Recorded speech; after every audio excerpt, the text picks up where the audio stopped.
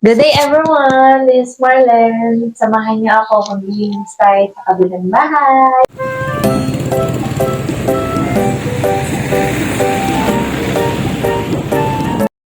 Andito na tayo ngayon sa bahay.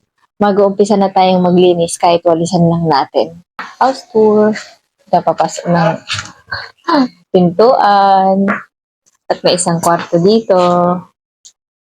Ayan, nakuha ko yan sa pag-ibig. Ito yung pangalawang kwarto. May ipapakita akong montage mamaya. Ito naman yung sa CR niya. At ito naman yung kusina niya. Yan. Natin siya, pina-tiles yung... Actually, extension lang to. Pina-tiles natin yung lababo. Ayan siya.